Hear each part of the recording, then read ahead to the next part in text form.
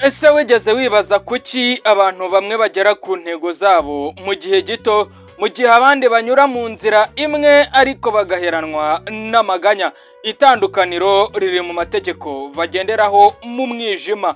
Muri uyu mwanya tugiye kureba amategeko 5 y'ubuhanga atandukanye n'ibyo wigeze wumva, azaguha icyubahiro n'imbaraga zo kwiyobora bidasubirwaho. Itegeko rya mbere ni itegeko rya deep work, iminota 90. Ntabwo ukeneye gukora amasaha 12 ngo utere imbere. Ubushakashatsi bwerekana ko ubwonko bukeneye iminota 90 gusa yo gukora ikintu kimwe mu buryo bwimbitse, ukakijya in deep.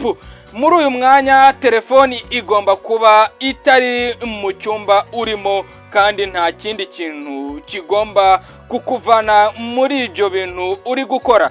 Iyi minota 90 niyo ihindura ibisubizo byawe ugereranyije n'undi muntu wirirwa mu tuntu duto umunsi wose. Itegeko rya kabiri ni ukugenzura environment, aho uri cyangwa se aho uba. Discipline nyayo ntabwo ari imbaraga z'ubushake gusa, ahubwo ni uburyo upanga aho uba naho ukorera. Niba ushaka guhagarika uburara, banza ukure telefoni hafi y'uburyamo bwawe. Kuramo ibintu biguteza akajagari mu maso, ushyiremo ibikwibutsa intego zawe. Iyo uri ahantu hasobanutse n'ubwonko bwawe burasobanuka.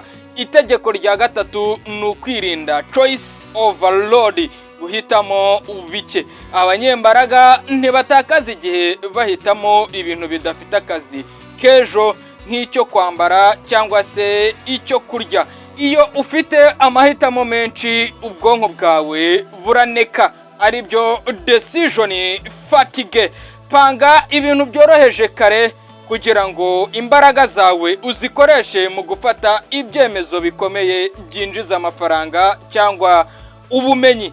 Itegeko rya kane ni umuco wo kwisubiramo, the evening review. Umunyamutima ukomeye si uwupfa kugenda gusa nk'uburezi bw'amazi. Nuba afite iminota 15 buri mugoroba yo kwibaza ati, uyu munsi natsinze he?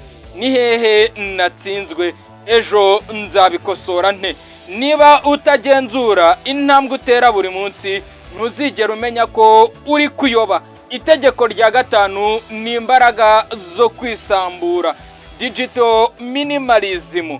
Isi ishaka ko uhora online kugira ngo bakubyaze umusaruro, ariko intsinzi nyayo iri mu kumenya offline. Hagarika notification zose zitari ngombwa. Kwigenga ni ukumenya igihe ukoresha telefoni n'igihe ikoresha wowe. Umuntu utabasha gusiga telefoni ye iminota 30 ngo ategereze, ntashobora kwiyobora. Aya mategeko 5 ni atandukanya hagati y'umuntu ugera ku ntego n'umuntu uhora mu nzozi gusa. Ibuka ko discipline ari amahitamo ukora buri munota uyu munsi. Niba wiyemeje kubyaza umusaruro ubu bumenyi bushya tumaze kubona, andika nditeguye muri komenti, kandi twubahane kabisa. Ejo nahawe sahanje.